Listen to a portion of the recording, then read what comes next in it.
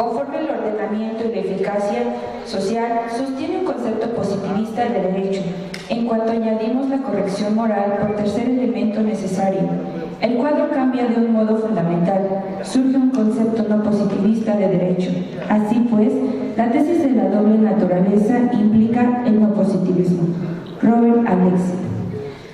Muy buen día, ciudadanos diputados, funcionarios y servidores públicos de los órdenes de gobierno federal, estatal y municipal, titulares de los órganos constitucionales autónomos, asociaciones civiles, investigadores, académicos, estudiantes, medios de comunicación y sociedad en general.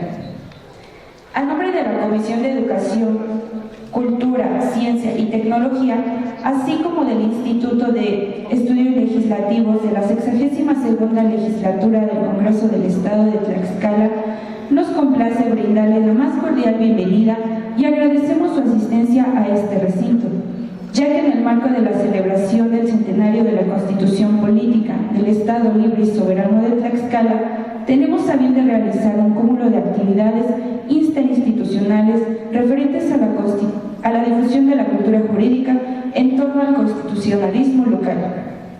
Por tanto, el día de hoy presentamos una conferencia magistral por parte de un destacado investigador de la Comisión Nacional de los Derechos Humanos, así como también seremos testigos de las aportaciones por parte de un ilustre investigador del Colegio de Tlaxcala. Al sol de esta mañana nos distingue con su presencia el diputado J. Carmen Corona Pérez, presidente de la Comisión de Educación, Cultura, Ciencia y Tecnología del Congreso del Estado de Tlaxcala.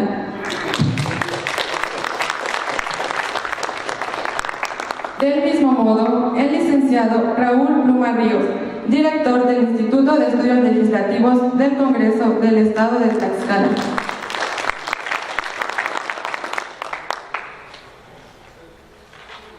Igualmente, se encuentra con nosotros un investigador ilustre de la Comisión Nacional de los Derechos Humanos.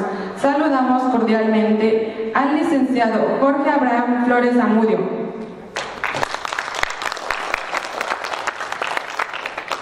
De igual manera, se encuentra con nosotros un investigador destacado del Colegio de Tlaxcala. Saludamos atentamente al doctor Andrés María Ramírez. Ahora bien, me permito solicitar la presencia del diputado J. Carmen Corona Pérez, presidente de la Comisión de Educación, Cultura, Ciencia y Tecnología, para externar algunas reflexiones en torno a este magno evento.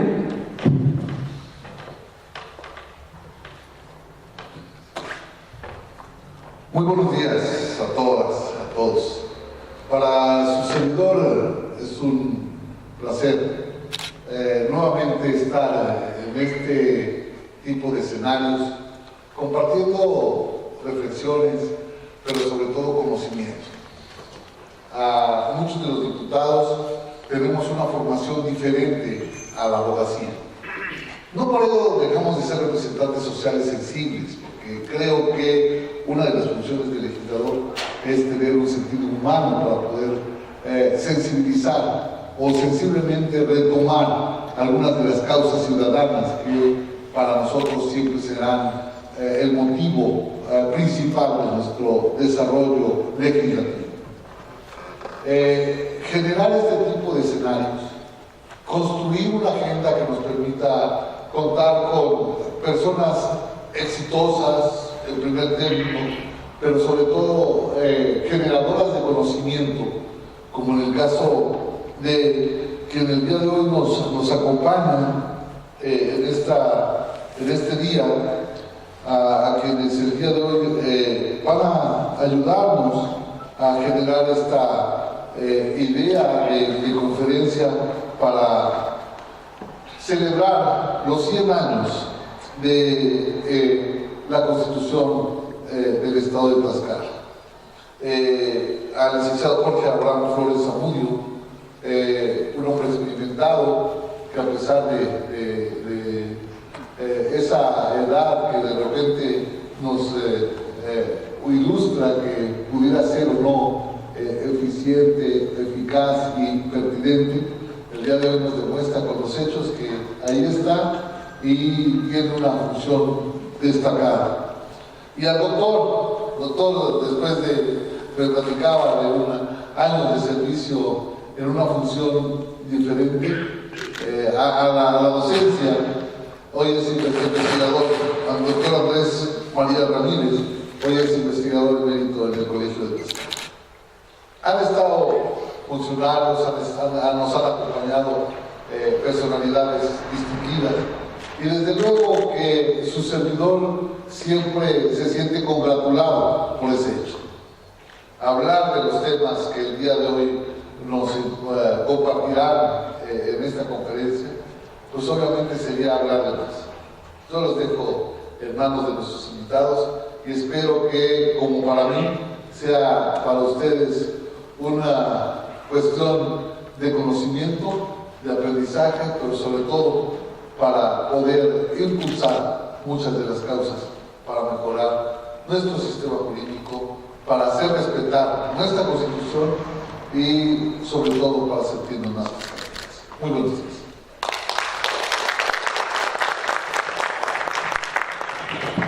A continuación, me permito presentar ante ustedes al licenciado Jorge Abraham Flores Zamudio, profesional adscrito a la Dirección General de Educación en Derechos Humanos de la Secretaría Técnica del Consejo Consultivo de la Comisión Nacional de los Derechos Humanos, quien disertará la conferencia magistral Los Derechos Humanos en la Constitución Política del Estado Libre y Soberano de Tlaxcala, no sin antes dar lectura de su semblanza curricular. Licenciado en Derecho por la Facultad de Derecho de la UNAM, en el sector público se ha desempeñado en el ámbito de Administración y Procuración de Justicia en el Tribunal Electoral del Poder Judicial de la Federación y en la Procuraduría General de la República, donde obtuvo la certificación emitida por la Secretaría Técnica del Consejo de Coordinación para la implementación del sistema de justicia penal. En el ámbito privado, ha laborado en diversas consultorías jurídicas y ha fungido como coordinador jurídico de una institución especializada en la capacitación de servidores públicos. Cuenta con diversos diplomados y cursos, así como un reconocimiento en Derecho Disciplinario emitido por la Institución Colombiana de Derecho Disciplinario con sede en la ciudad de Bogotá, Colombia. Ha sido ponente y articulista invitado por diversos gobiernos del Estado de la República, así como por el Instituto de Investigaciones Jurídicas de la UNAM. Es miembro fundador del Observatorio del Sistema Nacional Anticorrupción, por sus siglas OSNA.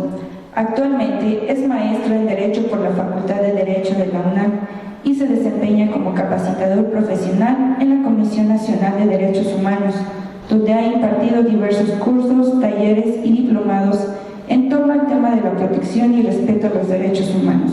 Sea usted bienvenido y adelante.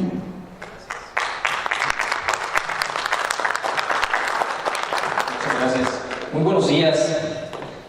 Agradezco la amable invitación que esta honorable legislatura ha tenido a bien formularme, y en nombre del doctor Luis Raúl González Pérez, presidente de la Comisión Nacional de los Derechos Humanos, y del licenciado Joaquín Narro Lobo, secretario técnico de dicho organismo constitucional, extiendo un comedido reconocimiento a su labor, así como nuestra enhorabuena por la celebración del centenario de la Constitución del Estado Libre y Soberano de Tlaxcala. Agradezco también la presencia de las autoridades y organizaciones civiles de este bello estado, el doctor Alfredo Cuecuecha Mendoza, presidente del Colegio de Tlaxcala, y doctor Enrique Báez Tobías, del Instituto Internacional de Derecho y del Estado Campus Apizal.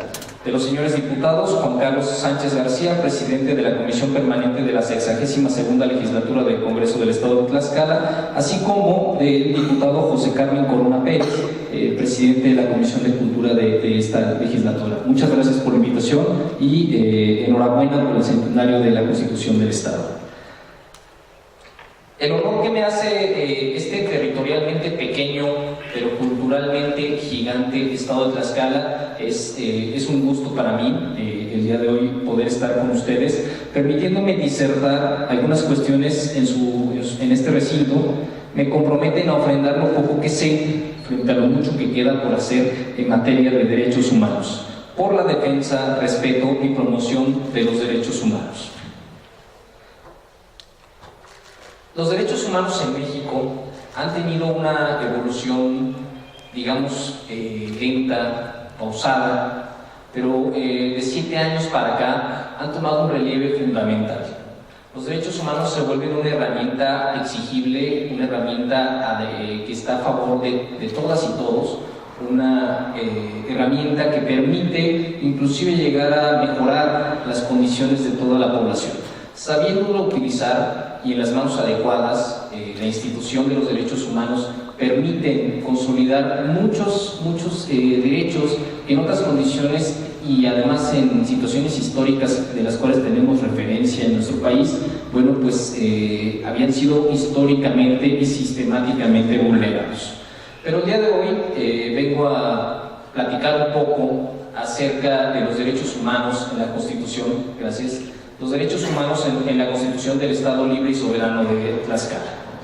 En ese sentido, quisiera comenzar mi disertación introduciendo una pregunta obligada, formulada hace 150 años por un jurista, por un estudioso de los temas constitucionales, un estudioso alemán llamado Ferdinand Lassalle.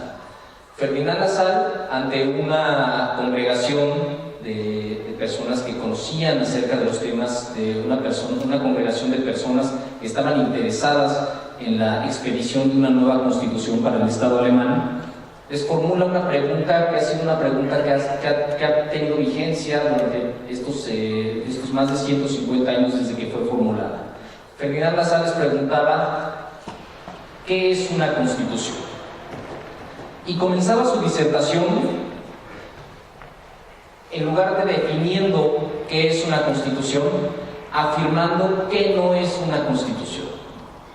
Él nos comentaba en este discurso, que además se puede consultar en internet, él nos decía, nos ponía el siguiente supuesto: si en el Estado alemán ocurriera un incendio que de un día para otro quemara todas las constituciones escritas presentes en el Estado, ¿Alemania dejaría de tener constitución?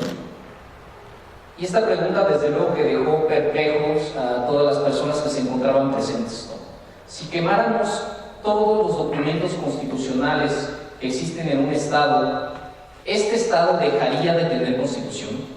Si lo trasladamos a nuestro sistema jurídico mexicano, si nuestra constitución política, si la pensemos en la Constitución Federal, si sus 136 artículos fueran desaparecidos de todos los documentos tangibles, de los documentos escritos que tiene nuestro país, ¿México dejaría de tener constitución? Y esta pregunta la formulaba porque en ese contexto, en el Estado alemán que estaba empezando a conformarse con ese nuevo perfil constitucionalista, era una exigencia tener una nueva constitución. Y era una exigencia válida, pero era una exigencia que enfrentaba muchas reticencias, era una exigencia que enfrentaba muchísimos puntos de vista en contrario. ¿Por qué? Pues porque ya había un documento escrito llamado Constitución Alemana y los sectores más puristas de ese régimen pues no consideraban necesario cambiar una constitución. Entonces, Ferdinand Lassalle, con esta pregunta, lo que ejemplifica específicamente es que, contrario a lo que creían estos sectores puristas, estos sectores ultraconservadores, es que la Constitución o la Constitución de un Estado, la Constitución de un país, no es un documento. En esencia no lo es. Se traduce en un documento escrito, pero en esencia la Constitución no es un papel. La Constitución tiene que ser un documento vivo, tiene que ser un elemento fundamental, un reflejo de la voluntad popular. Cuando la Constitución es empezada a ser vista por la población como solo un documento, entonces es una Constitución que está perdiendo la vigencia necesaria para efectivamente regular las relaciones entre las personas. Inicio esta exposición con esta pregunta porque a 100 años de la promulgación de la Constitución Política del Estado Libre y Soberano de Tlaxcala, vale la pena preguntarnos, vale la pena a ustedes preguntarles, como tlaxcaltecas, como ciudadanos de este Estado, si consideran que genuinamente la Constitución del Estado de Tlaxcala es una constitución o ha pasado a ser un documento escrito. Espero que sea el primer caso. Enhorabuena por los 100 años de la Constitución. No obstante, siempre vale la pena revisar si este documento está reflejando exactamente la voluntad popular, si está adecuándose exactamente a las necesidades que tiene la población. La Constitución o las constituciones deben de ser documentos, ¿no? Terminan siendo documentos, pero que deben de reflejar los puntos álgidos, los puntos máximos de la voluntad popular, dividido nada más en dos elementos.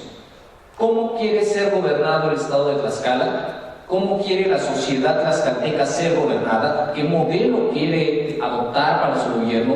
¿Qué modelo considera lo suficientemente eficiente para su gobierno? Y un segundo elemento, no menos importante, ¿de qué manera en este documento constitucional se van a proteger los derechos fundamentales de todos los tlaxcaltecas? Entonces, en ese sentido, esta constitución o este documento que debe de reflejar una máxima, debe ser la cumbre de la voluntad soberana del pueblo sobre cómo regirse y cómo protegerse. Este documento debe de reflejar esta voluntad soberana de la manera en la que quiere el pueblo tlaxcalteca ser gobernado y la manera en la que quiere ser protegido. Son los dos elementos que debe de conformar una constitución. Y esto lo digo porque hoy por hoy nos enfrentamos a un fenómeno que es complejo. Es un vicio constitucional, es un vicio del constituyente, y es hacer de las constituciones reflejos de una perspectiva del partido entrante, y hacer de la Constitución un documento reglamentario. Nuestra Constitución Federal es un ejemplo de esta situación. Nuestra Constitución Federal tiene 136 artículos que han sido reformados más de 600 veces. Tiene más de 600 reformas en estos 100 años de existencia. ¿Eso qué significa? Que cada gobierno entrante ha tenido la posibilidad de trastocar completamente la esencia de la Constitución para prácticamente cada sexenio generar una nueva Constitución. Y esto ha hecho de nuestra Constitución algo que un amigo mío, el doctor Walter Arellano, nieto de aquel legendario jurista Carlos Arellano García, él denomina como la zombificación de la Constitución. Es decir, esta cultura o esta cultura popular acerca de los zombies, ¿no? Que no están ni vivos ni muertos, él la traslapa a la Constitución diciendo que la Constitución federal no está ni viva ni muerta. Algunas partes funcionan, algunas otras partes ni siquiera se les atiende, ¿no? Entonces, vale la pena hacer esta pequeña reflexión para introducir un tema que es primordial para nuestra disertación del día de hoy, sobre todo por la institución que vengo representando. Entonces, una constitución debe reflejar a tal grado la voluntad soberana del pueblo, que si se llegaran a quemar todas las constituciones, imaginemos todas las constituciones del Estado de Tlaxcala, si se llegaran a quemar todas, no por eso el Estado dejaría de tener constitución. A ese grado debe de ser vigente una constitución en un Estado, a ese grado de no depender del documento escrito, siendo esta constitución, siendo este elemento la ley suprema de un Estado. A ese punto debe de ser prescindible inclusive tenerla por escrito, ¿no? Hay casos como en el caso, como la situación de la Constitución inglesa. La Constitución inglesa o Reino Unido, la Gran Bretaña no tiene una constitución escrita. O la Constitución de los Estados Unidos, está hecha solamente por 18 artículos, que solo han sido modificados 5 veces en la historia del país, ¿no? Entonces, es una situación que Latinoamérica atraviesa, una situación interesante, un fenómeno peculiar en cuanto al fenómeno constitucional. Tenemos constituciones muy extensas y tenemos constituciones muy reformadas. Eso quizá no habla o pudiera reflejar cierta veleidosidad o cierta falta de técnica legislativa inclusive, lo digo en este recinto muy respetuosamente, al momento de redactar o al momento de consolidar un documento que tiene que tener la fuerza de una constitución. Entonces, lo cierto es que estos 100 años de la Constitución de Tlaxcala nos invitan a reflexionar sobre esos temas. Espero verdaderamente que estos 100 años hayan mantenido en la Constitución de este Estado el reflejo puntual, el reflejo exacto de la voluntad popular. En ese sentido, bueno, pues también hay que decir que no importa cuántas modificaciones le pretendamos hacer a una Constitución, México o el Estado de Tlaxcala no van a cambiar por decreto. Es decir, no porque ya ponga en una Constitución que hay determinados derechos, ya por ese solo hecho y casi por acto de magia voy a tener vigentes esos derechos para la población. Lo cierto es que nos corresponde a todos los sectores, académico, social, gubernamental, nos corresponde hacer que eso que esté plasmado en la Constitución tenga una materialización efectiva en la realidad de nuestro país. Hablando de constituciones que se vuelven ideales, hablando de esta mala práctica constituyente, Arturo Pérez Reverte, periodista y literato español, nos habla sobre la Constitución de Cádiz. La Constitución de Cádiz fue una medida emergente que el gobierno español, frente a la invasión napoleónica, implementó para consolidar y unificar a las colonias. La Constitución de Cádiz reunió a diputados, entre ellos varios diputados mexicanos, varios diputados de la Nueva España, los reunió en la ciudad de Cádiz para redactar un nuevo texto constitucional que fuera vigente para todo el Imperio Español. En el momento en el que se reunieron, redactaron la Constitución más liberal que existía en la época. Redactaron la Constitución más, digámoslo así, más bonita, más poética que se consiguió en esa época histórica. Pero Pérez Reverte nos dice: en Cádiz, los constitucionalistas liberales no supieron ver lo que era posible y lo que no era posible. Quisieron hacer una constitución radical de la noche a la mañana y eso era imposible. La misma Constitución tenía el gen de su destrucción. Y esto fue una realidad. La Constitución de Cádiz, a pesar de que fue debidamente discutida y debidamente validada, fue una Constitución que no tuvo prácticamente ninguna vigencia en el imperio. ¿Por qué? Porque era una Constitución plagada de buenas intenciones, plagada de objetivos a alcanzar. Una Constitución no debe de ser eso. Una Constitución no debe de plantearse en un plano ideal para alcanzar a llegar a ese plano ideal. La Constitución debe de reflejar una realidad. Debe ser el espejo exacto de una realidad que atraviesa un país para tratar de mantener dos cosas en estabilidad y con ello conformar el Estado. Estas dos cosas que deben de mantenerse en estabilidad es la forma de gobierno y los derechos que debe de proteger el gobierno. En ese sentido, todo lo que esté plasmado en una Constitución que esté fuera de estos dos elementos lo convierte a la Constitución en una Constitución que la teoría política y la teoría constitucionalista denominan una Constitución reglamentaria. Una Constitución reglamentaria no es otra cosa que una Constitución plagada de verbos, una Constitución plagada de estructuras que correspondería a las leyes secundarias a establecer, ¿no? Entonces, de ahí la importancia de que el texto constitucional tenga una correcta técnica legislativa, de tal suerte que en la Constitución lo único que encontremos sea en esencia la voluntad popular, sea en esencia el reflejo de la soberanía de un pueblo. De otro modo, una Constitución reglamentaria, como la que tenemos a nivel federal, va a ser modificada cada sexenio. Cada que entre un nuevo gobernante, la Constitución va a ser trastocada porque la Constitución atañe situaciones o atañe condiciones y prescribe elementos que definitivamente no corresponden a un texto constitucional. Entonces, también es una invitación a reflexionar, a revisar nuestro texto constitucional, a no caer en el error que cayó la Constitución de Cádiz y en el mismo error que a 200 años de la Constitución de Cádiz ha caído la Constitución de la Ciudad de México. Y lo digo porque soy de la Ciudad de México, soy capitalino, y la Constitución de la Ciudad de México es una Constitución tan ideal, es una Constitución que propagandísticamente vende. Es decir, es una Constitución que es presentada a los medios de comunicación como una Constitución perfectamente garantista, como una Constitución perfectamente liberal, como una Constitución que aporta elementos novedosos, pero es una Constitución que en el plano de lo real prácticamente se ha considerado como una Constitución irrealizable. Es decir, los ideales que se plasman en esa Constitución son metas a alcanzar.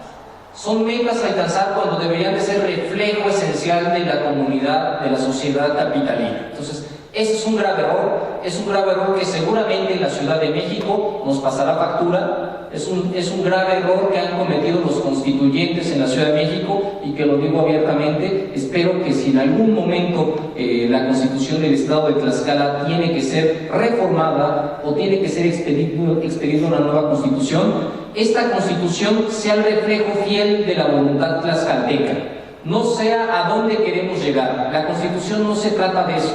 La Constitución no es un documento de buenos propósitos. La Constitución tiene que ser un reflejo esencial de una voluntad popular. Si se vuelve, como la Constitución de la Ciudad de México, un documento que nos dice hacia allá queremos llegar, pues bueno, vamos a estar siempre hablando en un plano ideal y no en un plano pragmático. Entonces, hago esta reflexión para sentar una base general de lo que es la esencia de mi discurso el día de hoy.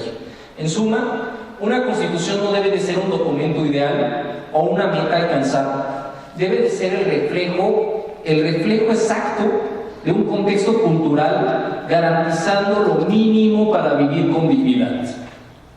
Entonces, hablar de dignidad humana, hablar de los derechos que deben de estar consagrados en una Constitución, nos lleva a hablar de derechos humanos. En ese sentido, los derechos humanos son un elemento esencial en toda Constitución, ya lo dijimos. Es la parte dogmática de la Constitución, así se le denomina. Cuando las primeras constituciones surgieron como documentos donde solamente se contenían derechos. Un referente de este tipo de documentos es la famosa Carta de Juan Sin Tierra, que fue consolidada o fue promulgada en Inglaterra, donde este documento constitucional lo único que contenía era un decreto. Si no tenemos representación en la Corte, entonces no vamos a pagar impuestos. Entonces, el pagar impuestos nos debe de dar el derecho a tener representación en la Corte. Y este fue el primer documento constitucional del que se tiene historia, y solo contenía ese derecho, pero ese derecho era completamente inalienable, ese derecho era universal, ese derecho era esencial para dar pauta a otros derechos. Entonces, las constituciones, o las primeras constituciones, surgieron solamente hablando de derechos. Después se incorporó la necesidad de hablar de formas de gobierno. Lo cierto es que el reconocimiento que el texto constitucional haga de derechos va a significar siempre una conquista para las personas que están defendiendo ese derecho, ¿no? Pensemos, por ejemplo, el derecho a la educación, el derecho al trabajo. El derecho al trabajo fue una conquista de sindicatos, fue una conquista de un sector obrero históricamente vapuleado, que efectivamente logró, a través del texto constitucional, un reconocimiento de un derecho humano al trabajo que hoy por hoy les permite y les otorga mecanismos para defender efectivamente este derecho al trabajo. ¿Y por qué digo que la Constitución debe de reconocer derechos? ¿Por qué no digo la Constitución otorga derechos? La respuesta es: si nos ponemos en un plano donde la Constitución es la que nos otorga derechos, en ese mismo plano, la misma Constitución o el poder constituyente podría quitarnos derechos. Entonces, de ahí la importancia de afirmar que una Constitución solamente reconoce derechos. ¿Esto qué significa? Que nosotros, por el solo hecho de nacer de ser seres humanos, nacemos con cierta carga de derechos, con cierto grupo de derechos que son nuestro mínimo para existir con dignidad. Y estos derechos son los derechos humanos. En nuestro país, el 10 de junio de 2011, se promulgó una reforma sin precedente que dio un realce importante a los derechos humanos.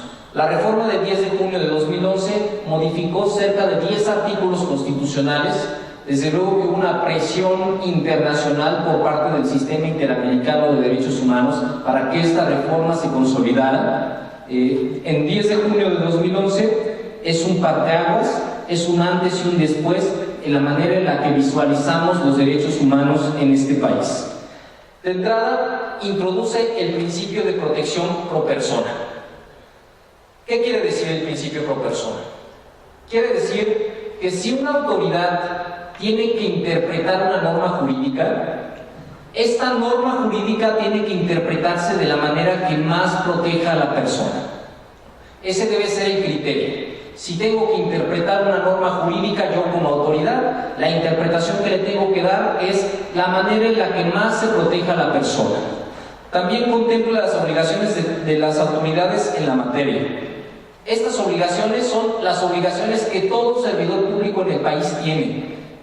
Es una obligación constitucional en materia de derechos humanos y se puede resumir en 4 verbos: proteger, respetar, promover y garantizar los derechos humanos. En ese sentido, la Constitución, la reforma de 2011, establece estos derechos, establece estas obligaciones a las autoridades. Estas obligaciones son efectivamente exigibles a todas las autoridades en el país: la de proteger, promover, respetar y garantizar los derechos humanos. Por otro lado, consolida el denominado bloque constitucional en materia de derechos humanos. ¿Esto qué quiere decir? El bloque constitucional significa que nuestra Constitución, tanto la Constitución del Estado de Tlaxcala como la Constitución Federal, pero hablando de la Constitución Federal no son solamente los 136 artículos que posee. La Constitución Federal son 136 artículos y 210 tratados internacionales en materia de protección a derechos humanos. Entonces, cuando se nos pregunte ¿cuál es tu Constitución Federal?, la respuesta correcta es una Carta Magna de 136 artículos y 210 tratados internacionales en materia de protección a derechos humanos. Esto se denomina el bloque constitucional. Entonces, esta reforma de 2011 trajo aparejado además el reconocimiento del Sistema Interamericano de Protección de Derechos Humanos y del Sistema Internacional de Protección de Derechos Humanos. Lo que es cierto es que existe ya todo este entramado jurídico, pero a 7 años de esta reforma todavía no hemos alcanzado a aterrizar todo ese entramado, no hemos alcanzado a materializarlo en una realidad específica para México. Consolida el denominado bloque constitucional y además precisa los principios rectores en materia de derechos humanos. Los principios rectores que son universalidad, los derechos son para todos; interdependencia, los derechos humanos están vinculados unos con otros; indivisibilidad, ningún derecho está por encima de otro; y progresividad. Progresividad significa un derecho adquirido no puede ser retirado. Lo que decíamos, la Constitución no otorga derechos, reconoce derechos, y en este sentido no nos los puede retirar. Se los está reconociendo, son derechos con los que nacemos. Finalmente, hace un llamado a las constituciones locales a que por su cuenta hagan las modificaciones necesarias para la protección de los derechos humanos en el ámbito estatal y municipal. Y es en este plano donde esta reforma de 2011 aterriza en la Constitución Política del Estado Libre y Soberano de Tlaxcala. En términos generales, las estadísticas o la estadística general de esta armonización nos señala que el Estado de Tlaxcala, que la Constitución del Estado de Tlaxcala tiene un 90.8% de armonización con el modelo de justicia internacional en materia de derechos humanos. Es decir, todavía hay un 9.2% que falta actualizar, que falta revisar para poder decir que la Constitución Política del Estado Libre y Soberano de Tlaxcala está efectivamente alineada con la política internacional en materia de protección de derechos humanos. Es así que hablar de los derechos humanos en la Constitución del Estado Libre y Soberano de Tlaxcala, que es el título de esta disertación, nos conduce a exponer el estatus que guarda, los avances que representa y las propuestas que buscarán en un momento dado mejorar la protección a los derechos humanos en el Estado. Es decir, en lo que resta de esta exposición vamos a hablar de qué estatus guarda la Constitución Política del Estado de Tlaxcala. Vamos a hablar cuáles son los temas urgentes a atender por parte del constituyente tlaxcalteca, y vamos a decir también cuáles son algunas propuestas que la Comisión Nacional de Derechos Humanos quisiera formular, aprovechando este espacio, para poder realizar con mayor pulcritud la defensa de los derechos humanos por parte del Estado, y a través de este mecanismo, a través de este instrumento político que es la Constitución. Por su parte, el artículo 19 de su Constitución consagra en 13 fracciones los derechos que tienen todos los tlaxcaltecas. Es el artículo 19 que nos habla del derecho a la vida, que nos habla del derecho al trabajo, que nos habla del derecho de acceso a la información, de la igualdad. Este artículo 19 es fundamental porque es el que realiza el reconocimiento de los derechos que existen para todos los tlaxcaltecas.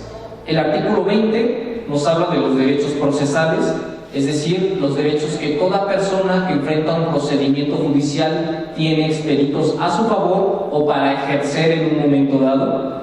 Del artículo 21 al 25 se precisan los derechos políticos reconocidos por parte de la Constitución, es decir, todo el andamiaje de derechos políticos que tienen los tlaxcaltecas, que van desde luego del derecho a votar y ser votado, pero además una perspectiva de participación activa en la actividad política del Estado. Son derechos que tienen todos y cada uno de los que se encuentran presentes aquí. Vale la pena darles una revisada, vale la pena entrar a por lo menos leerlos y conocerlos. Son nada más 4 artículos, son 6 artículos que nos resumen, que nos hablan de todo el entramado de derechos humanos que tienen los tlaxcaltecas. Los invito entonces a darle una revisión, los invito a conocerlos, a leerlos.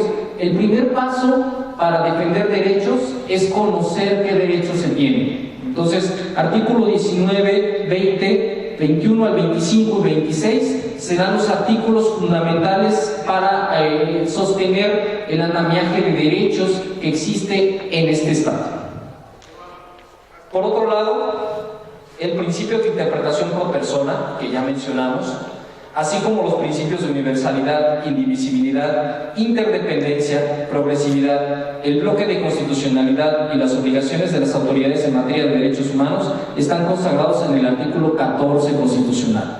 ¿Okay? Entonces, en el artículo 14 de su Constitución se vio materializada completamente toda la reforma federal en materia de derechos humanos. Entonces, el artículo 14 constitucional, el artículo 14 de la Constitución del Estado de Tlaxcala es fundamental también para conocer qué mecanismos existen para proteger sus derechos humanos. Todo lo mencionado sitúa al Estado de Tlaxcala dentro de las entidades federativas con una protección constitucional mayor de derechos humanos en el país. Es decir, la Constitución Política del Estado de Tlaxcala se encuentra ranqueada, se encuentra en un estatus positivo de protección de derechos humanos, por lo menos por lo que hace a la Constitución. Es decir, de las 32 entidades federativas que conforman este país, la Constitución y el Estado de Tlaxcala se encuentran entre las primeras 10 que tienen una protección más garantista y más general para precisamente proteger derechos humanos. En un 90.9 de armonización constitucional con respecto a la reforma de 2011. Entonces, en ese sentido, la Constitución del Estado de Tlaxcala es una Constitución ejemplar, es una Constitución que tiene reconocidos muchos derechos, es una Constitución que establece también mecanismos para la protección de estos derechos, y en ese sentido, bueno, va a ser muy importante que ustedes, como sector social, como habitantes de este Estado, conozcan estos derechos. No obstante, a pesar de que afirmamos que la Constitución del Estado Libre y Soberano de Tlaxcala es una Constitución a la vanguardia de la reforma en materia de derechos humanos, no obstante, hay todavía muchos puntos que delinear y muchos puntos que atender en ella. Entonces, hablando de los temas urgentes, en este discurso hemos identificado 3 temas urgentes a atender en el Estado de Tlaxcala. Temas que no son responsabilidad exclusiva del gobierno, temas que son responsabilidad de todos los que nos encontramos aquí presentes. El primero de ellos es la protección irrestricta a los derechos de las mujeres para que en un modelo de justicia equitativa pueda consagrarse efectivamente la igualdad entre mujeres y hombres. El Estado de Tlaxcala desafortunadamente presenta todavía un margen de desigualdad mayor entre mujeres y hombres, hablando de contextos laborales, hablando de contextos profesionales, hablando de contextos sociales. Es decir, es un Estado que en este punto no ha brindado las condiciones necesarias para que la mujer tlaxcalteca pueda desarrollarse plenamente y tener las mismas oportunidades que todos los hombres en este Estado. Entonces, este es un llamamiento a atender esta situación. Relacionado con ello mismo, y un tema urgente y que lastima profundamente el sentir no solo de los tlaxcaltecas, sino de todo el pueblo mexicano, de toda la nación mexicana, en el Estado de Tlaxcala, o el Estado de Tlaxcala ha ocupado de unos años para acá las portadas de diversos diarios en cuanto al tema de trata de personas. Es un tema lacerante, es un tema lamentable, es un tema que la investigación que ha hecho la CNDH ha encontrado que las propias autoridades de determinados municipios de este estado se encuentran o coludidas o inclusive forman parte de estas filas de redes de trata. Es una situación auspiciada por las autoridades de este estado. Entonces, es una situación que es urgente de atender, porque va de la mano con lo que comentaba hace un momento acerca de la desigualdad entre mujeres y hombres que prevalece muy lamentablemente en este bello estado. Entonces, el delito de trata de personas es un tema urgente, es un tema que hay que atender de manera inmediata. No corresponde únicamente al gobierno, corresponde a todos los sectores sociales de este bello estado. Nos corresponde entrarle a todo por los pueblos, este estado que es tan taurino, yo también soy taurino. Entonces, nos corresponde entrar al toro por delante, y esta situación es una situación que debe de erradicarse. Es cosificar a las personas, tratar a las mujeres como cosas. Es una situación lamentable y reprochable.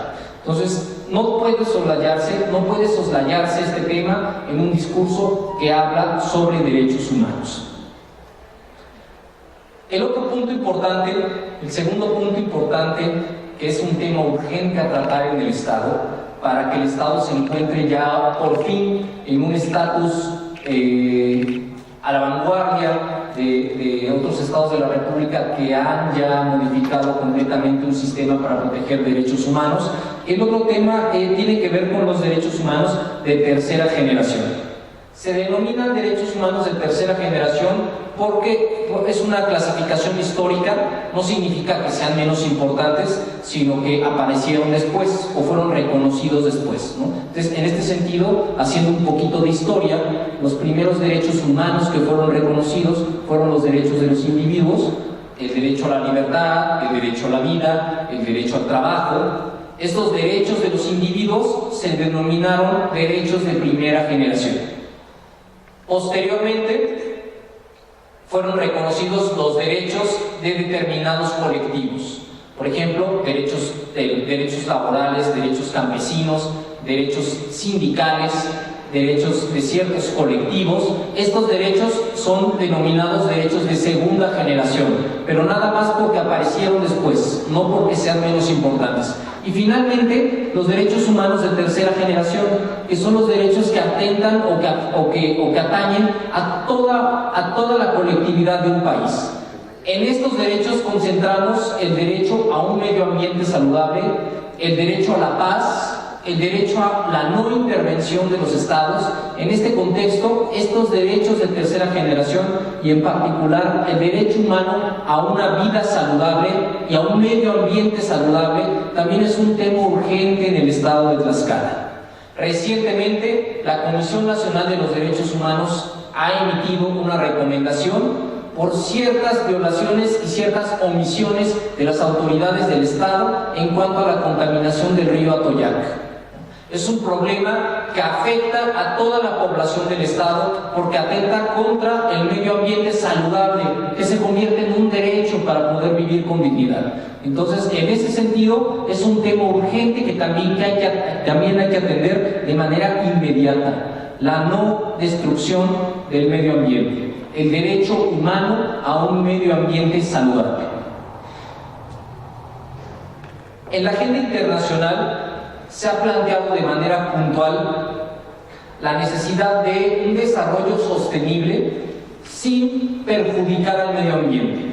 Hay medidas en los parámetros internacionales que se están tomando para que el desarrollo de un Estado, para que el desarrollo de una sociedad, de un país, no implique acabar de manera definitiva y lamentable con todos los recursos de ese Estado. En ese sentido, también los invito a consultar estos parámetros internacionales. La Agenda Internacional en Materia de Desarrollo Sostenible es una agenda que ustedes pueden consultar en Internet para conocer cuáles son los parámetros mínimos, los parámetros que debe de implementar un Estado al momento de autorizar la explotación de sus recursos naturales. Debe de buscar la sustentabilidad de este desarrollo de tal suerte que a la larga los recursos naturales no se vean afectados en un punto que pongan en riesgo a la propia vida de los habitantes de un Estado. Situación que aconteció en este problema de la contaminación del río Atoyac, en el cual todavía no hemos encontrado una respuesta efectiva por parte del gobierno de este Estado.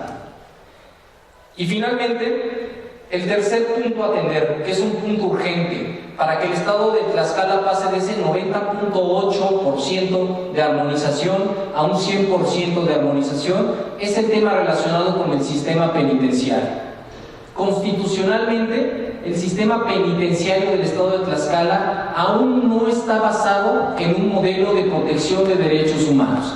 ¿Esto qué quiere decir? Que seguimos concibiendo o seguimos visualizando el sistema penitenciario como un sistema punitivo. Esto es, un lugar donde las personas que cometen un delito van a sufrir consecuencias incluso corporales por la comisión de este delito.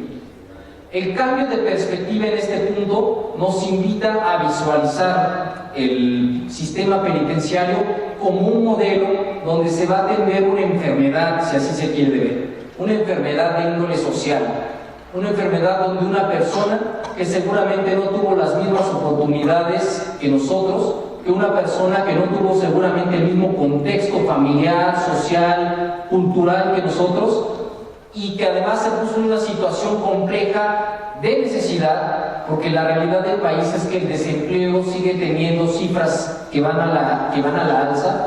Es una persona que en una situación de extrema necesidad comete un delito.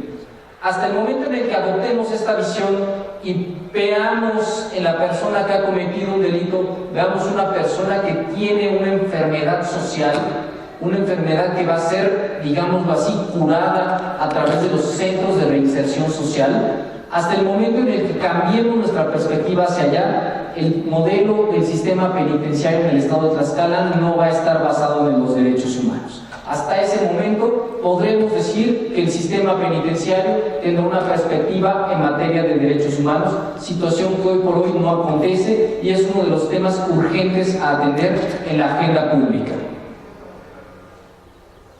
La política de reinserción social debe estar orientada a eso. Debe estar orientada a que la gente que ha cometido un delito encuentre los elementos, adquiera las capacidades y conocimientos a través de la enseñanza de algún oficio, se desarrolle en un contexto positivo para que pueda nuevamente funcionar en sociedad. Si no, esa persona que se encuentra al interior de un centro de reinserción social, al interior de un penal, esa persona va a salir a la sociedad con un resentimiento mayor por las penas, por los azotes, por los palos, por los golpes que recibió allá adentro. Va a salir con un nivel de resentimiento mayor que lo va a hacer un agente delictivo todavía más riesgoso para la sociedad. Entonces es un tema urgente a atender. En suma, el tema de la trata de personas, el tema de los derechos de las mujeres, el tema de los derechos a un medio ambiente saludable y el sistema penitenciario con perspectiva de derechos humanos son los temas urgentes que la CNDH ha detectado, son los temas urgentes a atender en este estado, para poder afirmar que estamos efectivamente en un contexto de protección a los derechos humanos, a la par del marco internacional de protección a los derechos humanos. Hablando de la política de reinserción social, el doctor Jorge Carpizo, fallecido hace un par de años, nos decía que no podemos intentar remediar la injusticia cometiendo nuevas y mayores injusticias. No obedece a ninguna lógica que las personas que están insertas, que están recluidas en un centro de reinserción social, no obedece a ninguna lógica que sean personas que reciban malos tratos, además estando allá adentro. Eso, en lugar de atemperar una conducta delictiva, eso la enerva, eso la enaltece. Entonces hay que ser muy cuidadosos con esta política de reinserción social para que sea una política efectiva. Para finalizar mi disertación y dar paso a una breve sesión de preguntas y respuestas, si así me lo permite nuestros ponentes que están aquí presentes, que me habrán de suceder en el uso de la voz, quisiera dejar sobre la mesa algunos aspectos que considero servirán para profundizar y mejorar la protección a los derechos humanos en el Estado. Aspectos que son propuestas, que son ideas que nacen de la experiencia que ha tenido la Comisión Nacional de Derechos Humanos en estos 25 años de existencia, aspectos que voy a dejar sobre la mesa, esperando que tengan eco en esta congregación que el día de hoy me honra con su presencia. Son aspectos que considero y que consideramos pueden fortalecer, ya no solo remediar para llegar a ese 100% de armonización, como ya lo comentamos, sino además fortalecer y ser avanzada en un sistema tlaxcalteca de protección de derechos humanos. El primero de ellos es el reconocimiento del derecho humano a una buena administración. El derecho humano a una buena administración, hoy por hoy, en Latinoamérica, en Iberoamérica, no se encuentra reconocido por ningún ordenamiento jurídico. En el contexto europeo, en la Carta de Derechos de la Unión Europea, es la primera vez que aparece. Entonces, si la Constitución del Estado de Tlaxcala retoma este derecho, va a significar una herramienta más para la ciudadanía para hacer exigibles muchos derechos. Un ejemplo de cómo se materializa este derecho es la posibilidad que va a tener, por ejemplo, un grupo de colonos, un grupo de ciudadanos que habitan en una colonia, la posibilidad que van a tener de consultar por qué, por ejemplo, se está levantando todo el pavimento o se están levantando las banquetas en la colonia, ¿no? Si es necesario o si es únicamente una medida para justificar, efectivamente, para justificar gastos o para simular que se está llevando a cabo alguna acción. Entonces, serán derechos, es un derecho innovador, es un derecho que dará nuevas herramientas para que los ciudadanos tengan toda la posibilidad de en un momento dado exigir una buena administración. El derecho humano a la buena administración contempla también que cuando una autoridad le diga a un ciudadano que no puede atenderlo porque no hay recursos o no hay personal, este ciudadano pueda exigir ante los tribunales administrativos o ante las comisiones de derechos humanos, pueda exigir que revisen la estructura de esta institución a ver si efectivamente no hay recursos, a ver si efectivamente no hay personal, ¿no? Entonces es una herramienta eficaz, es una herramienta que puede ser consolidada en la Constitución del Estado de Tlaxcala y que brindará nuevos elementos para para poder proteger de mejor manera los derechos humanos de las personas en el Estado. Es un parámetro internacional y necesario en nuestro país, y ya lo dije, a este momento, a este día, ninguna constitución de nuestro país, ninguna de las otras 31 constituciones que existen en nuestro país, ni la Constitución Federal reconoce este derecho. Sería estar en un paso a la vanguardia. Por otro lado, el reconocimiento del derecho humano a objetar conciencia por motivos éticos, profesionales o religiosos. ¿Esto qué quiere decir?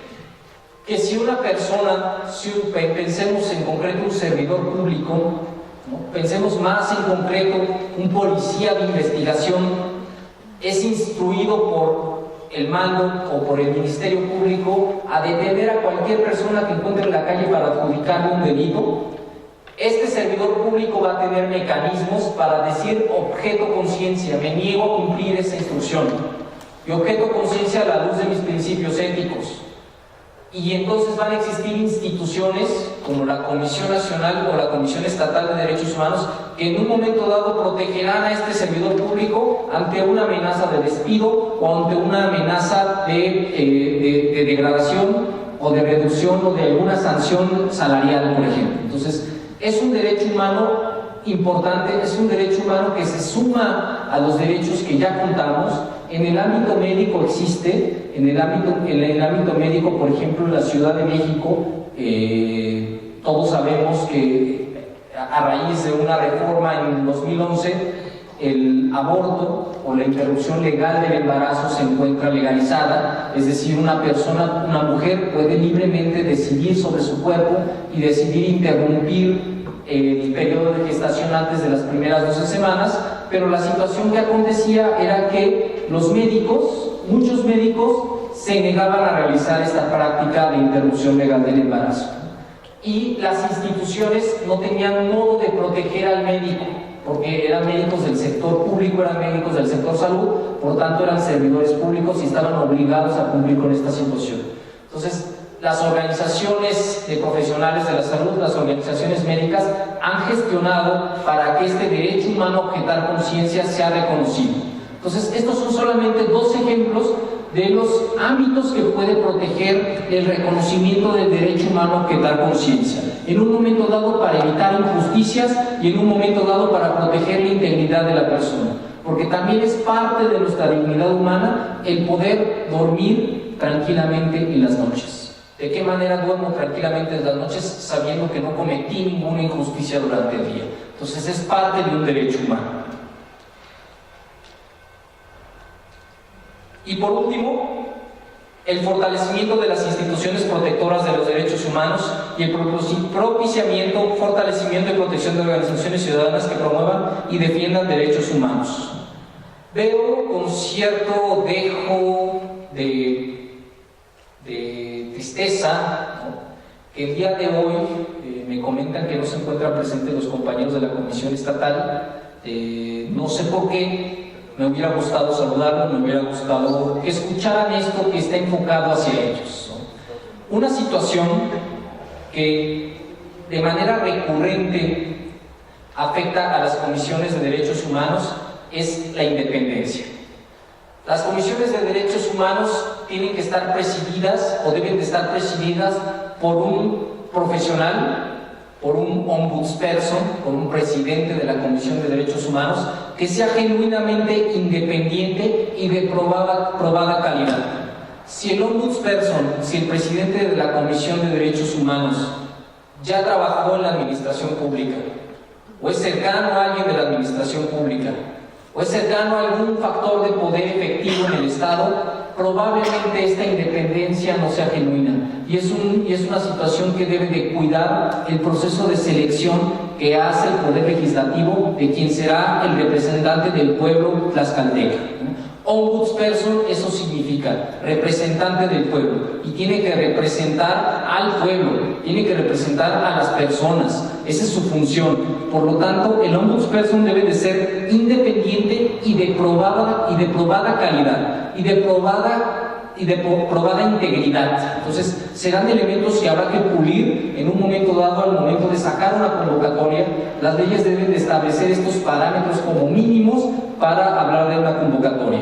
Porque actualmente la ley, o la ley de la Comisión Estatal de Derechos Humanos solamente habla de que no debe de haber sido o presidente del Tribunal Superior de Justicia, o procurador del Estado, o secretario de Estado, ¿no? Pero entonces todas las estructuras que quedan debajo pueden ser ombudsperson. Me parece que es incompatible. El ombudsperson debe de ser genuinamente independiente, no puede provenir de las filas del gobierno del Estado. Eso es una situación que hay que puntualizar y que hay que pulir en un momento dado. Por otra parte, hay que decir que lo mejor que puede pasarle a un gobierno es tener un ombudsperson, un presidente de la Comisión de Derechos Humanos, que sea incómodo, que sea valiente y que sea propositivo. Un ombudsperson incómodo, un ombudsperson que no va a estar coludido con las autoridades, va a ser un ombudsperson que va a propiciar una mejora administrativa, y eso es una visión que a veces no se tiene, ¿no? Es como las organizaciones que ponen un amigo, que ponen un compadre de su contralor, ¿no? O sea, el contralor no está para proteger, no está para encubrir los problemas, está para que sea franco contigo y te diga: esto se está haciendo mal, ¿no? Esto hay que mejorar. Entonces, en ese sentido, es muy importante que el ombudsperson que sea elegido para el Estado de Tlaxcala sea una persona independiente, sea una persona capaz y sea una persona que resulte incómoda para el gobierno, sea una persona valiente y sea una persona propositiva. En ese sentido, la convocatoria y la ley, en concreto la ley de la Comisión Estatal de Derechos Humanos, tendrá que ser revisada a la luz de estos principios para garantizar a todos los tlaxcaltecas, para garantizar a todas las personas que habitan este estado, que su representante del pueblo, porque repito, eso significa ombudsperson, sea genuinamente un representante del pueblo y no un aliado del gobierno. De ahí la importancia de que estas instituciones funcionen adecuadamente. Asimismo, establecer a nivel constitucional la regla de la 2000ª parte del presupuesto estatal como mínimo para la Comisión Estatal de Derechos Humanos. ¿Esto qué quiere decir? Que constitucionalmente tendría que estar establecido que la Comisión Estatal de Derechos Humanos deberá de recibir al menos el 0.2%, o sea, si el presupuesto lo dividimos en 2000 partes, una de esas partes tiene que ser por lo menos para la Comisión de Derechos Humanos del Estado. La autonomía, la genuina autonomía de una Comisión de Derechos Humanos va de la mano de su autonomía presupuestaria. Como las comisiones no tienen facultad para recaudar impuestos y dependen de los presupuestos que le asigne la Secretaría de Hacienda y el Congreso, bueno, pues entonces esa es una medida de presionar en muchas ocasiones a las comisiones de derechos humanos, recortándoles paulatinamente el presupuesto y dejándolos en una situación de necesidad que desde luego impide una acción efectiva, porque no se tiene personal, porque no se tienen los elementos y los recursos para hacer una defensa efectiva de los derechos humanos de los tlaxcaltecas. Entonces, la regla o la propuesta que está gestionando el gobierno, la Comisión Nacional de los Derechos Humanos, la propuesta que está gestionando es que en las constituciones de los estados quede establecido que al menos el 0.2% del presupuesto será el mínimo que deberá de recibir la Comisión Estatal de Derechos Humanos. Esto para que la cuestión presupuestaria, la cuestión de los dineros, no sea un modo de presionar y de un momento amagar a las autoridades que se encargan de defender los derechos humanos en el Estado. Y bueno, estas propuestas, como lo dije en un principio, son algunas ideas, son algunas nociones que permitirán fortalecer el sistema de protección de derechos humanos en el estado de Tlaxcala. Espero que sean bien recibidas por las autoridades, están formuladas desde un plano de buena fe, y en ese sentido, bueno, quiero cerrar mi participación, quiero cerrar esta oportunidad que he tenido de platicar con ustedes para dar paso a una pequeña sesión de preguntas y respuestas, si es que las hay. Yo espero que las haya, porque en la universidad, cuando doy clase y les pregunto, ¿hay preguntas? y todos se quedan callados, pues es una de dos: o se entendió todo muy bien o no se entendió nada, ¿no? Entonces, ojalá que haya posibilidad de intercambiar algunas ideas, si mi siguiente ponente no tiene inconveniente. Y bueno, quiero cerrar mi disertación con una frase de Kofi Annan, que fue en un momento dado secretario general de la ONU. Kofi Annan nos dice: los derechos humanos son sus derechos. Tómenlos, defiéndanlos, promuévanlos, entiéndanlos e insistan en ellos. Nútranlos y enriquezcanlos. Son lo mejor de nosotros. Denles vida. Por su atención, muchas gracias.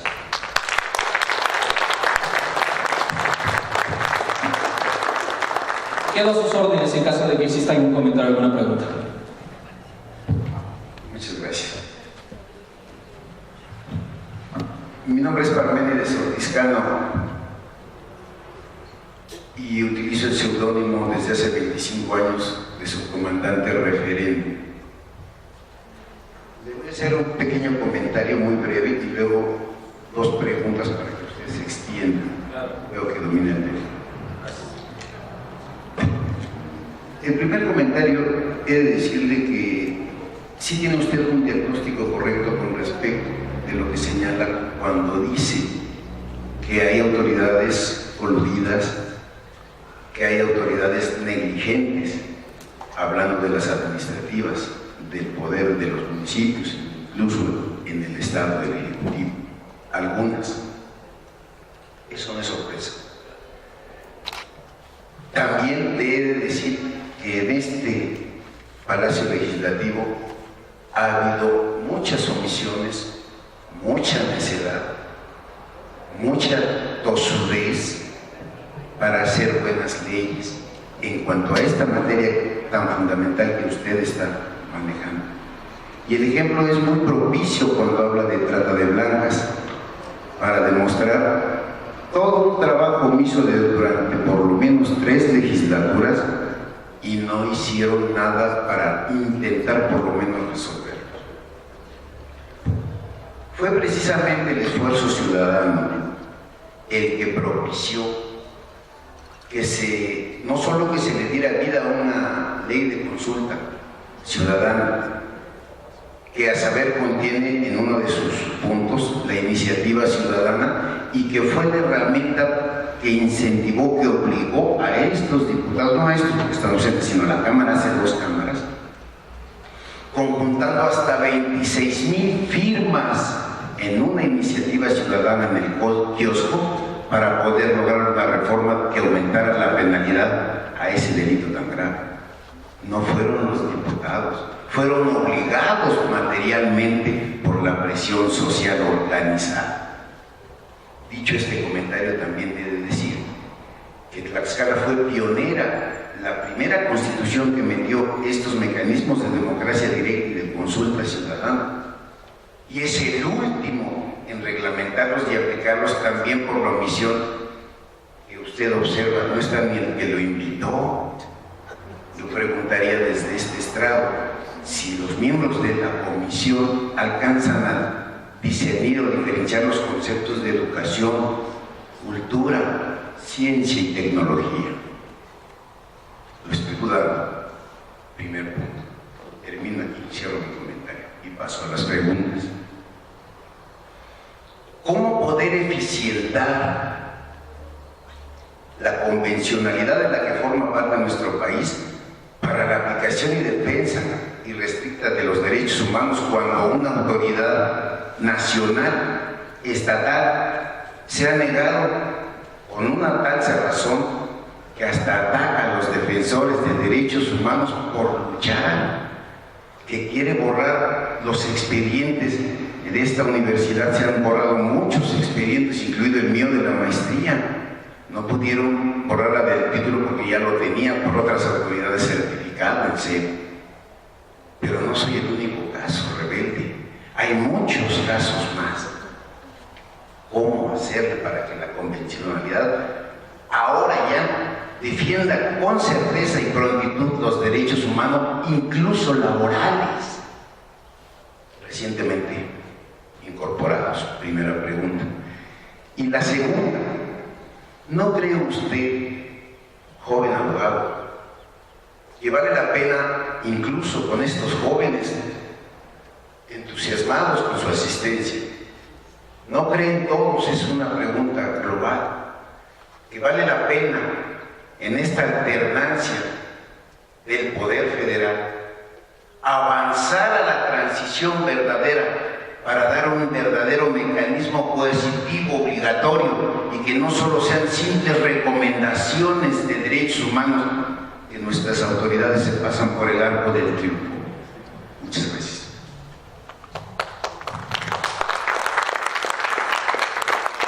Muchas gracias, compañero Parménides, por el comentario puntual y acertado, ¿no? En efecto, el hecho de que las autoridades las autoridades que están encargadas de la defensa del pueblo tlaxcalteca se encuentren coludidas con las autoridades de los otros poderes, bueno, no da una buena impresión, ¿no? Desde luego, para mí, que vengo de un órgano constitucional nacional, no me llevo una buena impresión, le soy honesto, y le agradezco mucho puntualizar estos detalles, ¿no? Por otro lado, bueno, sobre su primera pregunta, hablando de la convencionalidad efectiva, hablando de este entramado que existe en materia de derechos humanos, estamos hablando de 210 tratados internacionales en materia de derechos humanos que son vigentes y que deben de ser efectivos en nuestro país. Es poco lo que ha podido hacer las comisiones de derechos humanos para concientizar a todos los servidores públicos de que les son obligatorios los preceptos contenidos en estos tratados internacionales. Son 7 años de la reforma, estamos hablando de 2011 para acá, contra 300 o 400 años de constantes, sistemáticas, intencionales y dolosas violaciones a derechos humanos. Entonces, son 7 años contra 400 o más años de violaciones. Entonces, es arduo el trabajo, pero concretamente la dirección en la que yo me encuentro, la Dirección de Educación en Derechos Humanos, trabajamos en este aspecto. Yo a la semana 4 de 5 días estoy fuera de la oficina, itinerante en los estados de la República, dando a los servidores públicos del país capacitación en materia de derechos humanos, leyéndoles las obligaciones que tienen de derechos humanos y también leyéndoles las consecuencias de incumplir estas obligaciones. Entonces, comentábamos en el desayuno que los cambios profundos en México son paulatinos. Desafortunadamente son muy paulatinos. Quisiéramos que fueran inmediatos. Desafortunadamente somos una cultura que tiende a obtener un privilegio y buscar conservarlo a ultranza. Y esa es la situación que queremos romper. Esa es la situación que se busca romper. Entonces, hablando de convencionalidad efectiva, lo que se ha trabajado, lo que han trabajado las comisiones en la medida de sus posibilidades, ha sido esta parte capacitación y esta segunda parte programas o el presidente de la CNDH ha sostenido reuniones con, por ejemplo, la Secretaría de la Función Pública para que exista una difusión, exista una puntualización de cuáles son todas las obligaciones de los servidores públicos en materia de derechos humanos y cuál es el tipo de atención que se debe de dar a las personas que acuden a ellos, ¿no? Desde luego que la persona que acude a una instancia pública no acude a saludar, ¿no? O sea, no acude a verles la bonita cara, lo digo con mucho respeto. Acude porque tiene una necesidad, acude porque seguramente hay un problema que necesita atender. Entonces, en este sentido, el primer paso de una política integral en materia de convencionalidad efectiva es la capacitación. El segundo paso son estos mecanismos que se realizan a través de convenios interinstitucionales. Y bueno, el tercer paso seguramente será, voy a decirlo así, retirar a la fruta podrida. El tercer paso será que los servidores públicos que no están efectivamente realizando bien su labor, bueno, pues busquen otras opciones. El servicio público es una vocación, el servicio público es un honor, así debe ser visto. No es un trabajo cualquiera, o sea, no es un lugar al que voy a sentarme para que me paguen. Entonces, en ese sentido, esas serán las medidas que se tomarán sobre este tema. Respecto a su segunda pregunta, el mecanismo coercitivo es un tema que se ha hablado muchísimo en esta situación. Desafortunadamente, una realidad que también atraviesa el país es que muchas de las comisiones estatales de los derechos humanos, el presidente de la comisión estatal está muy coludido, está muy relacionado con el poder ejecutivo o con el poder legislativo. Eso hace que, a pesar de que les demos elementos o que la Constitución otorgue nuevos elementos y más fuertes para que las recomendaciones no sean como las llamadas a misa, a pesar de eso, si el problema central sigue siendo un ombudsperson poco independiente o poco capaz, entonces el problema se va a seguir replicando, ¿no? La situación aquí es efectivamente dar a los estados, o que los estados consoliden una ley de la Comisión de Derechos Humanos que como primer punto o como primer elemento garanticen la genuina independencia del ombudsperson para que sea genuinamente un defensor del pueblo. Entonces ese sería el primer paso. Fuera de eso, y lo he comentado en diversos foros porque es una inquietud muy interesante y es una propuesta interesante, hablando de la teoría política clásica, darle a una sola institución la posibilidad de obligar a las demás autoridades de un Estado a cumplir sus mandatos, casi es acercarnos a algún absolutismo. Entonces, por eso la naturaleza de las recomendaciones es así. Es una naturaleza de que las recomendaciones no las puede hacer cumplir la Comisión de Derechos Humanos a través de la fuerza pública, porque casi rompe el equilibrio de poderes, hablando de una teoría política. Entonces, esa es la situación, pero bueno, espero que las respuestas hayan atendido a sus inquietudes. Y bueno, yo quedo a sus órdenes. Si usted forma parte de un colectivo o ha construido un colectivo, hay la posibilidad de que directamente la CNDH lo apoye usted. Gracias. Acérquense, las personas que estén aquí presentes y que estén al frente de algún colectivo que no ha escuchado o que no ha tenido suficiente impacto en el Estado, no significa que aquí se acabe el tema, ¿no? La Comisión Nacional de Derechos Humanos tiene las puertas abiertas para en un momento celebrar y fortalecer vínculos con ustedes para fortalecerlos en estos temas, ¿no? Para que no queden únicamente al amparo de las autoridades estatales, sino que también, hablando de colectivos que son promotores de derechos humanos, tienen una situación especial y además requieren una protección especial, ¿no? Entonces, en ese sentido, lo invito a acercarse con la CNDH. De verdad que habrá las puertas abiertas para allá para que no haya ninguna amenaza o una situación que pudiera querer atentar contra su integridad o contra los compañeros que forman este colectivo que usted menciona. Entonces, quedamos a sus órdenes. Pero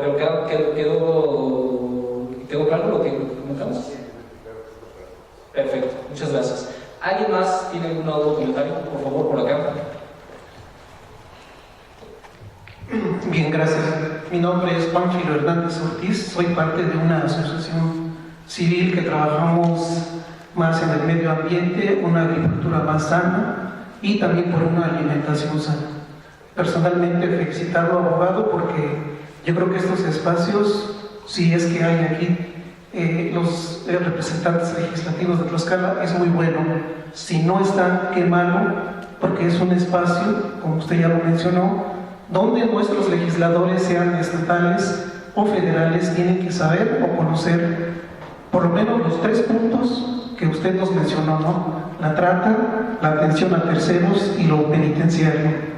Yo creo que si hay aquí los diputados de esta legislatura, qué bueno, felicitarlos, pero si no, qué malo, porque tenemos que sensibilizarlos, ¿sí? Voy a la pregunta en la parte de los derechos humanos de tercera generación. Creo que conocemos muy poco, y yo creo que de los abogados que yo conozco es el segundo que trabaja con esta de terceras generaciones sobre la colectividad. Hay otro abogado que está haciendo la demanda colectiva sobre la defensa de los maíces criollos o nativos de nuestro país, pero también lo hizo aquí en Tlaxcala en el 2011, que es un abogado, se llama René, no me acuerdo ahorita, René Sánchez. Y la pregunta a la que voy, ¿cómo podemos nosotros integrar o buscar esta parte de la tercera generación, ese derecho a una salud o una alimentación sana principalmente?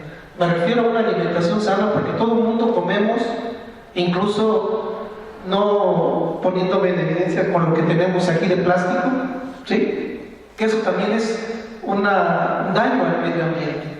Aquí en Tlaxcala también los maíces tlaxcaltecas son el patrimonio, y la pregunta sería, ¿cómo podemos nosotros como ciudadanos integrarnos o que alguien también, como usted ya lo dijo, nos orienten en esta parte de los derechos humanos a una alimentación sana, a una agricultura más sana? Porque nuestros gobiernos, incluso aquí el estatal, dice, hemos dado 120,000 toneladas, no es el dato así tal cual, pero dice, hemos dado 120,000 toneladas de fertilizante químico. Imagínense qué cantidad de sales cada uno de nosotros tenemos en nuestro cuerpo, ¿sí? Y ese también es un derecho humano que tenemos que reclamar como ciudadanos, pero también como colectivos. Le digo, ¿y cómo podemos integrarnos a esta dinámica que usted nos está dando como un diagnóstico exactito lo que está pasando aquí en Tlaxcala? Gracias.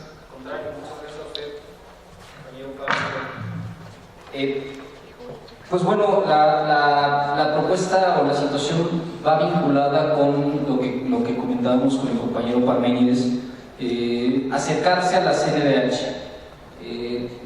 La página de la CNDH es www.cndh.org.mx, y ahí la cuestión es identificar el teléfono de contacto de esta dirección que se encuentra vinculándose con las organizaciones no gubernamentales, las organizaciones civiles, para fortalecerlas, para brindarles capacitación, para en un momento dado, si se pueden encontrar o se encuentran en una situación de riesgo, exigir a las autoridades del Estado, en este caso por ejemplo a la Procuraduría General de Justicia del Estado, exigirle que tenga un listado de las personas que integran su asociación, para que en un momento dado, si son víctimas de un delito, se active inmediatamente un protocolo de atención especial a ustedes, ¿no? Entonces, son algunas de las medidas que se pueden tomar. El mecanismo va a ser acercarse con la CNDH, ¿no? Desconozco francamente si la Comisión Estatal tenga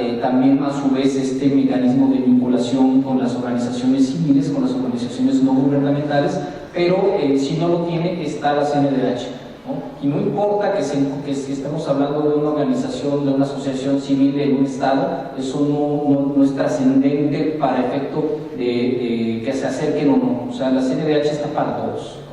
Entonces, ese sería un mecanismo. El otro va a ser muy importante, la labor estratégica, la manera en la que el Estado, ahora sí el Estado de Tlaxcala, fortalezca la actividad que asociaciones como la suya realizan, ¿no? Esta actividad de difusión, esta actividad de protección de derecho a la alimentación está íntimamente vinculado con el derecho humano a la salud y el derecho humano a la vida. Esta actividad, bueno, debe de encontrar un eco en las autoridades. Entonces, no sé si ya ustedes se han acercado con la autoridad estatal, pero si no lo han hecho, busquen, seguramente habrá una Secretaría de Agricultura o alguna autoridad relacionada, con la cual a lo mejor encontrarán inclusive hasta algún tipo de, no sé, financiamiento o algún elemento para fortalecer la producción del maíz criollo, que la verdad es que cuando uno se come una tortilla de maíz criollo, de verdad que sabe la diferencia, ¿eh? Entonces, pero estamos a sus órdenes y espero que esta conferencia, que esta disertación haya sido de mucha utilidad para usted, ¿no? ¿Alguien más? ¿Alguna pregunta que alguien más quisiera formular? ¿Algún comentario? ¿No? Muy bien, bueno, pues yo les agradezco muchísimo su atención. Espero que en verdad haya sido de su interés esta conferencia, y bueno, yo me reitero a sus órdenes. Cualquier cosa, pues bueno, será a través del Poder Legislativo, que es el que me hace la invitación, y sí están aquí las autoridades legislativas, afortunadamente, escuchando esta disertación y tomando conciencia y nota de todo esto, ¿no? Entonces, les agradezco mucho su atención y quedo a sus órdenes. Muchas gracias.